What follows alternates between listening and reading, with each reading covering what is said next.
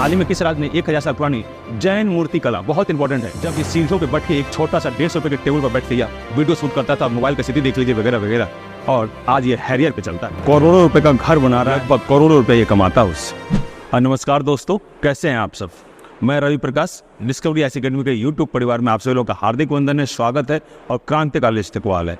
आज हम लोग करंट के फिर नए सेशन में जुड़ रहे हैं और जैसा कि मैं हमेशा बोलता हूं कि करंट के जितने भी सेगमेंट के प्रश्न तैयार किए जाते हैं वो आपके लिए काफ़ी महत्वपूर्ण होते हैं। जितने भी भारत में एग्जाम्स होते हैं और बिहार राज्य के जितने भी एग्जाम होते हैं या होने वाले हैं, उन सभी एग्जामों को ध्यान में रखकर यह करंट तैयार किया जाता है। तो आप निश्चिंत होकर इस करंट को पूरा देखें, सेशन का इसका लाभ लें और यह आपके एग्जाम में बहुत ही लाभदायक सिद्ध होगा। साथ ही साथ अगर हमारे चैनल को आपने देखना शुरू कर दिया है और आप नए हैं तो चैनल को सब्सक्राइब करें, लाइक करें, शेयर करें। चलते हम लोग करंट के सेशन की ओर और शुरू करते हैं आज का प्रश्न। तो चलिए हम लोग क्वेश्चन नंबर 1 देखते हैं। पहला क्वेश्चन है, हाल ही में किस राज्य सरकार ने देसी गायों के खरीद पर 40,000 रुपये की अनुदान देने की बात कही है? तो इसका उत्तर होगा उत्तर प्रदेश। अब हम लोग इस प्रश्न की व्याख्या को देखते हैं। उत्तर प्रदेश राज्य के माननीय मुख्यमंत्री योगी आदित्यनाथ जी के द्वारा यह घोषणा की गई है कि अगर आप देसी नस्ल के गाय खरीदते हैं तो आपको उन गायों के खरीद पर राज्य सरकार के द्वारा 40,000 रुपये की सब्सिडी दी जाएगी। तो इसी क्रम में कौन सी नस्लें हैं तो याद रखा जाएगा, इसमें यहाँ से प्रश्न बन सकते हैं। पंजाब का साहिवाल नस्ल, राजस्थान का थारपकर नस्ल और गुजरात की गिर नस्ल के गायों को महत्वपूर्ण रूप से प्राथमिकता दी गई है और यह काफ़ी महत्वपूर्ण है, पूछा जा सकता है। यहाँ से बहुत सारे क्वेश्चन बन सकते हैं। क्वेश्चन ये भी बन सकता है कि कितने रुपये सब्सिडी की बात कही गई है तो 40,000 रुपये। फिर यह पूछा जा सकता है किस राज्य ने, तो उत्तर प्रदेश ने। कौन से नस्लें तुम्हें बताया, पंजाब का साहिवाल गाय, फिर राजस्थान का थारपकर गाय और गुजरात की गिर गाय। ये सभी नस्लें देसी नस्लें हैं और अच्छी दुग्ध वाली गाय प्रजाति की नस्लें हैं, इसलिए यह काफ़ी महत्वपूर्ण बन जाता है। हम लोग क्वेश्चन नंबर 2 देखेंगे। 2 नंबर में देखते हैं, हाल ही में किस राज्य सरकार ने ब्रह्मपुत्र के नीचे पहली अंडर वाटर सुरंग बनाने की घोषणा की है? पहले इसका उत्तर जान लेते हैं, फिर इस प्रश्न का हम लोग व्याख्या देखेंगे, काफ़ी महत्वपूर्ण होगा। ये भी प्रश्न बहुत इंपॉर्टेंट है और एग्जाम के दृष्टिकोण से महत्वपूर्ण है। जितने भी प्रश्न आप लोगों के लिए बनाया जा रहा है बहुत इंपॉर्टेंट एग्जाम के दृष्टिकोण से, आप लोग ध्यान रखिएगा। इसका उत्तर होगा बी, असम। देखिएगा, असम राज्य के मुख्यमंत्री हेमंत बिस्वा महोदय ने यह घोषणा की है कि उत्तर पूर्वी भारत के राज्यों में पहला राज्य ऐसा होगा असम, जहां पर जो है ब्रह्मपुत्र नदी के नीचे में अंडर वाटर सुरंग बनाने की बात कही है, वहां से रेल गुजरेगा। तो कहां से कहां तक होगा ये भी हम लोग याद रखेंगे, वो भी मैं बताऊंगा अभी। ब्रह्मपुत्र नदी के नीचे जो पुल बनाया जाएगा वो प्रोजेक्ट कितने का होगा तो याद रखेगा, वो 6,000 करोड़ का प्रोजेक्ट होगा। साथ ही साथ यह भी याद रखेंगे कि ब्रह्मपुत्र नदी की जो योजना, ब्रह्मपुत्र नदी के नीचे जो पुल टनल बनेगा जिसमें रेलवे क्रॉस करेगा, वह जो है कहाँ से किसको जोड़ेगा तो याद रखिएगा नुमालीगढ़ से बोहनपुर को यह जोड़ेगा। नुमालीगढ़ से बोहनपुर को यह जोड़ता है, बहुत इंपॉर्टेंट है, यहाँ से प्रश्न पूछने की संभावनाएं हैं, ये भी हम लोग ध्यान में रखेंगे। अगला प्रश्न है क्वेश्चन नंबर 3, देखेंगे प्रश्न को। हाल ही में किस राज्य सरकार ने QCI के सहयोग से ओडिशा गुणवत्ता संकल्प को लॉन्च किया है? इसका उत्तर आप लोग दीजिए, इसका उत्तर होगा ओडिशा। अब मैं बताता हूँ QCI के सहयोग से क्या होना है। याद रखिएगा, उड़ीसा राज्य के अंदर सभी क्षेत्र में जितने भी गुणवत्तापूर्ण कार्य हैं उसको बढ़ाने के लिए, उसके मानक के लेवल को बड़े लेवल पर ले जाने के लिए QCI के सहयोग से, इसमें SSM है, QCI है, बहुत सारी बड़ी बड़ी कंपनियां इसमें शामिल हैं। यह हमारा चौथा नंबर प्रश्न देखेंगे। राष्ट्रीय चिकित्सा दिवस हर साल कब मनाया जाता है? डॉक्टर्स डे, है ना, नेशनल डॉक्टर्स डे कब मनाया जाता है? तो इसका उत्तर होगा 1 जुलाई। इसका उत्तर होगा 1 जुलाई। इसका एक्सप्लेन अब सुनिएगा, बहुत इंपॉर्टेंट है, यह भी पूछा जा सकता है। अब डॉक्टर्स डे ये किस क्रम का था तो याद रखेंगे 32वां था। पहला अब ये हो गया। दूसरा याद रखेंगे कि डॉक्टर्स डे जो हम लोग मना रहे हैं यह परंपरा जन्म तिथि पर है कि पुण्यतिथि पर? तो आप लोगों को याद रहे कि यह जन्म तिथि और पुण्यतिथि दोनों के सहयोग पर है, दोनों तो आधारित है। और डॉक्टर विधान चंद्रा राय के जन्म तिथि और पुण्यतिथि के अवसर पर यह हम लोग मनाते हैं राष्ट्रीय चिकित्सा दिवस। ये 32वां था, यह ध्यान में रखेंगे हम लोग, 1 जुलाई को मनाते हैं। राष्ट्रीय डाक कर्मचारी दिवस प्रतिवर्ष कब मनाया जाता है? इसका भी उत्तर होगा 1 जुलाई। अब हम लोग इसकी व्याख्या को देखते हैं। इसका व्याख्या क्या है? इसका व्याख्या है कि भारत में वैसे डाक कर्मचारी जो हमारे पत्रों को, हमारे अन्य चीज़ों को समय से एक जगह से दूसरी जगह पहुंचाने में सहयोग की भूमिका निभाते हैं, उनके लिए, उनके सम्मान के लिए राष्ट्रीय डाक कर्मचारी दिवस हम लोग मनाते हैं। ये इसी में इम्पोर्टेंट है। अब हम लोग इसका हिस्ट्री से जोड़ के इससे देखते हैं कि डाक का विकास सबसे पहले किस काल में माना जाता है। तो याद रखिएगा, डाक का विकास सर्वप्रथम मगध राजवंश 600 BC, जब से हमारा इतिहास का कालखंड शुरू होता है। इतिहास का कालखंड हमारे यहाँ शुरू होता है महाजनपद काल से। प्राचीन भारत के इतिहास में चैप्टर है महाजनपद काल, वहाँ से ही हमारे यहाँ इतिहास का कार्यक्रम शुरू होता है। और महाजनपद काल में मुहर स्टाम्प का विकास हुआ था और वहाँ से ही राजपत्र आदेश को एक जगह से दूसरी जगह भेजने की परंपरा विकसित हुई थी। और यह आदेश भेजने की परंपरा विकसित के आधार पर या वहाँ पर विद्वानों ने, इतिहासकारों ने यह माना कि यहाँ से ही डाक विभाग का विस्तार हुआ है। लेकिन अगर व्यवस्थित रूप से देखा जाए तो डाक विभाग का व्यवस्थित रूप से विकास मौर्य काल में माना जाता है। ये शुरुआती व्यवस्था की बात थी, इससे यहाँ बताना आवश्यक था। 5 नंबर क्वेश्चन कंप्लीट हो गया। अब हम लोग करेंगे क्वेश्चन नंबर 6, लेकिन उससे पहले कुछ मोटिवेशनल स्पीच जिस पर हम लोग बात करेंगे। इस शख्स को देख रहे होंगे, ये शख्स है मनोज डे। यह धनबाद का एक बहुत छोटे से गांव का रहने वाला शख्स है। पहले मैं इसकी पंक्ति को पढ़ लेता हूं कि सपने उनके पूरे नहीं होते हैं जिनके पिता बड़े होते हैं। सपने उनके पूरे होते हैं जिनके दो जीत पर अड़े होते हैं। ये इस पंक्ति को चरितार्थ करता हुआ ये लड़का है मनोज डे। इसके संदर्भ में कुछ मैं बातें बताता हूं और इसको मैं आपके कंपटीशन के क्षेत्र से, प्रतियोगिता परीक्षा के क्षेत्र से मैं जोड़ के बताता हूं। ये लड़का सामान्य, साधारण और अति साधारण घर से था। इनके पिताजी की छोटी सी पंचर की दुकान थी। यहाँ से आप मोटिवेशनल चीज़ ले सकते हैं। और ये लड़का काम की तलाश में था और पढ़ता था और वगैरह वगैरह चीज़ें थी। आज यह लड़का अपने योग्यता और मेहनत के बल पर, इसका जिसमें चॉइस था, जिसमें इसका इंटरेस्ट था, उसके बल पर यह लड़का जो है आज के डेट में एक अच्छा सक्सेसफुल यूट्यूबर है। 4 मिलियन इसका सब्सक्राइबर है, 4.5 मिलियन से ज़्यादा एक चैनल पर। तो मनोज डे का जो है इस क्रम में हुआ क्या, मनोज डे यूट्यूब पर वीडियो बनाते थे और ये टेक जानकारी देते थे, यूट्यूब से संबंधित, मोबाइल से संबंधित वगैरह वगैरह। इसे 3 साल सफलता नहीं मिली। 3 साल के बाद ये लड़का अचानक ग्रो करता है और आज के डेट में इतना नाम ख्याति प्राप्त किया है। यह एक ब्रांड एम्बेसडर भी है धनबाद का। तो कुल मिलाकर आपको इससे क्या सीखना है, इस लड़के से, मनोज डे से? मनोज डे से सीखना यह है कि वह एक सामान्य साधारण सा लड़का आज अपने दम पर इतना मेहनत किया कि एक सक्सेसफुल यूट्यूबर बन गया। कहने का तात्पर्य क्या है कि जिस फील्ड में आप अपना 100% देंगे ना, वो आपका हो जाएगा। 100% जिसमें लगाएंगे वो आपका हो जाएगा। जिस रिलेशन को आप अपना 100% देंगे वो रिलेशन आपका हो जाएगा। ये बहुत महत्वपूर्ण बात है। आप गौर कीजिएगा और सोचिएगा और फिर रात में देखिएगा, मनोज डे को सर्च कीजिएगा कि मनोज डे कैसे अपनी उपलब्धि को प्राप्त किया। ये इसका पूर्व की स्थिति की फोटो है और जब ये सीढ़ियों पे बैठ के एक छोटा सा 150 रुपये के टेबल पर बैठ के या वीडियो शूट करता था, मोबाइल की स्थिति देख लीजिए वगैरह वगैरह। और आज ये हैरियर पे चलता है, करोड़ों रुपए का घर बना रहा है, अपनी दुकान चला रहा है, नया दुकान का ओपनिंग कर रहा है बहुत बड़े स्तर पर और लगभग करोड़ों रुपए ये कमाता है उससे। तो ये सीख लेने की चीज़ है कि आपको जिस फील्ड में जाना है उस फील्ड में आपको मेहनत तो करना ही पड़ेगा। सोचने से कुछ नहीं होने वाला है ना। असफलताएं आती हैं, हमेशा आएंगी, नकारात्मक ऊर्जा आएंगी। इसके साथ भी आया था, आप लोगों के साथ भी आएगा। तो इसे सीखने की चीज़ है, आप सीखें और अपने काम के प्रति लगनता से मेहनत करें, सफल अवश्य हो जाएंगे, ऐसा मेरा मानना है। और ऐसा पूरे वर्ल्ड में जिस व्यक्ति को भी आप देख लें, वो अपना समय उस फील्ड में दिया है तभी वो सफल हो पाया है। चलते हैं हम लोग नेक्स्ट क्वेश्चन की ओर। हाल ही में किस IIT ने विविधता को बढ़ाने के लिए, बहुत इंपॉर्टेंट क्वेश्चन है, खेल कोटा का प्रस्ताव रखा है? इसका उत्तर पहले हम लोग जान लेते हैं और फिर हम लोग इसका व्याख्या देखेंगे। इसका उत्तर होगा IIT मद्रास। आइए इसकी व्याख्या को देखते हैं। भारत में जितने IIT हैं उन सभी IITों में से एकमात्र IIT मद्रास ने एक नवीन पहल स्टार्ट किया है। वो क्या है?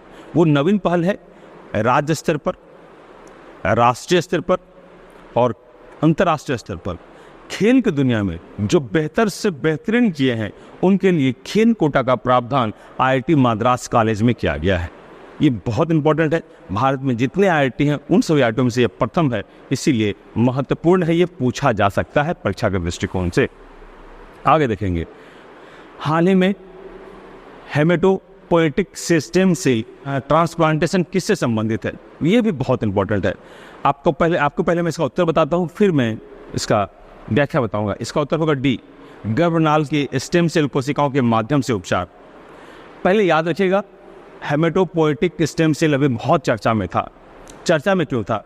क्योंकि इसके माध्यम से पता चला है कि बहुत सारे असाध्य बीमारियों का इलाज हो सकता है, जैसे रक्त संबंधी बीमारियां, जैसे एंटीबॉडीज जो हमारे प्रतिरक्षा तंत्र है मानव का, उससे संबंधित बीमारियां, और साथ ही साथ अगर हमारा मेटाबॉलिज्म रेट गड़बड़ हो जाता है बॉडी का, तो उसका वो तमाम असाध्य बीमारी, जेनेटिक बीमारी और जिसे साधा नहीं जा सकता है, उनका इलाज गर्भनाल के स्टेम सेल से आसानी से किया जा सकता है। ये भी बहुत इंपॉर्टेंट है, हम लोग इसको ध्यान में रखेंगे।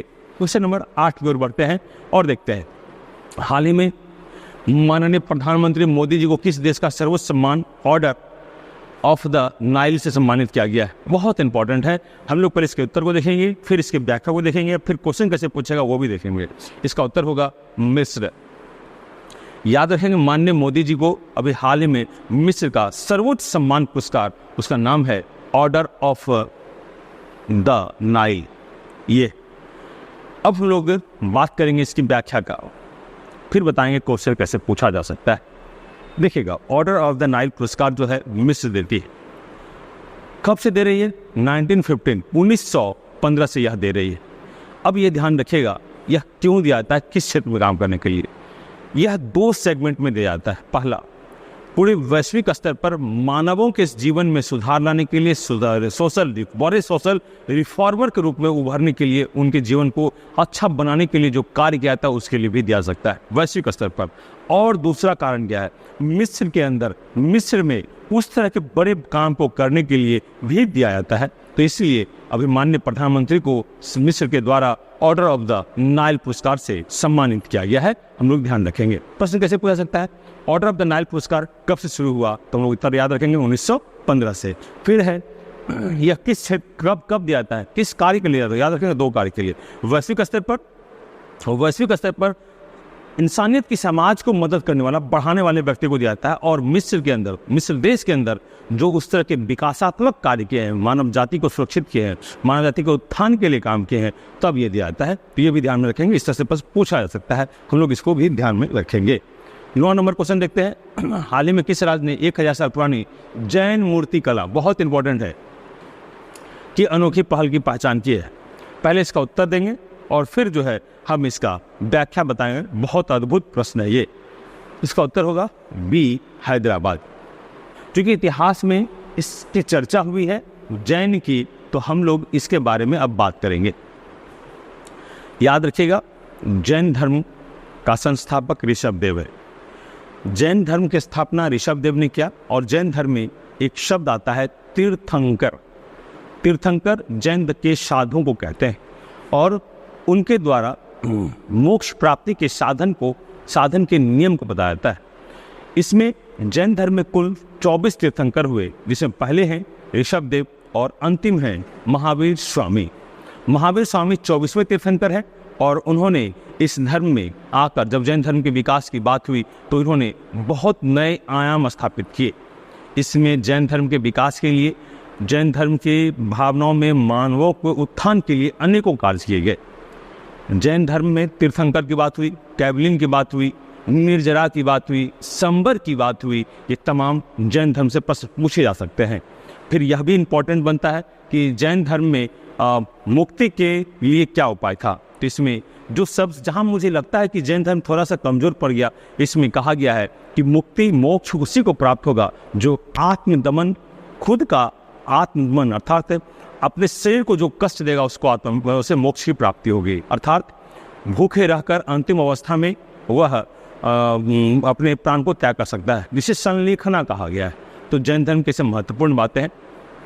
एक बहुत बड़े शासक थे राजा खारवेल, वो जैन धर्म के बहुत बड़े भक्त थे। और महापद्मनंद भी जैन धर्म के बहुत बड़े भक्त थे। एक युद्ध भी हुई थी, महाराजा पद्मनंद ने खारवेल पर हमला भी किया था। ये सभी बातें मैं विस्तार से आपको हिस्ट्री के क्लास के लेक्चर में बताऊंगा। तो ये इसका उत्तर हो गया कि जैन धर्म के बारे में बता चुका हूँ। बाकी चीज़ें अब हम लोग इसका उत्तर भी देख लिए हैं। अब हम लोग प्रश्न नंबर 10 की ओर चलेंगे, जो प्रश्न आपके लिए होगा। हाल ही में किस राज्य में ऐतिहासिक खारसी पूजा शुरू हुई है? ऑप्शंस त्रिपुरा, असम, कर्नाटक, मणिपुर।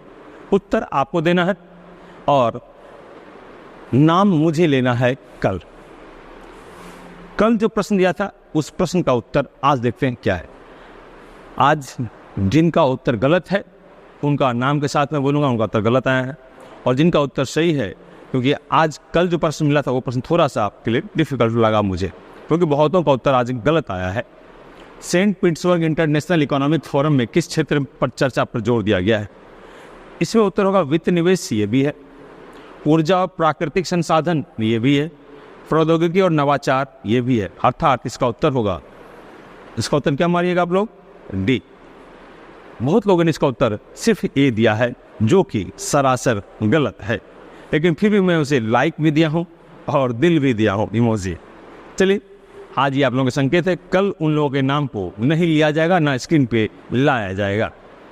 चलिए हम लोग प्रश्न में देखते हैं कितने लोगों ने सही उत्तर दिया है और उनको हम लोग नाम लेते हैं, और गलत वाले का भी, लेकिन कल से गलत उत्तर देने वाले का नाम नहीं लिया जाएगा। देखिए, ये डी नंबर इसका उत्तर है, उपरोक्त सभी। अब देखिए, यहाँ पर शिवम शौर्या है, इनका उत्तर डी सही है। फिर नीतीश यादव है, नीतीश यादव आपने उत्तर ए दिया है, आपका उत्तर गलत है, इसका उत्तर होगा बी। रत्नेश राज, उत्तर डी होगा, आपका सही है।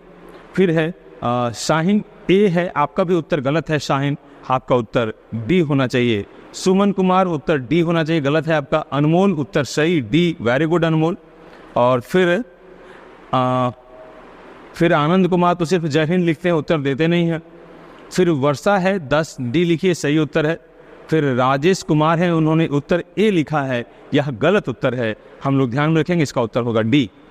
फिर है अनुराग आनंद, 10 का डी, वेरी गुड अनुराग।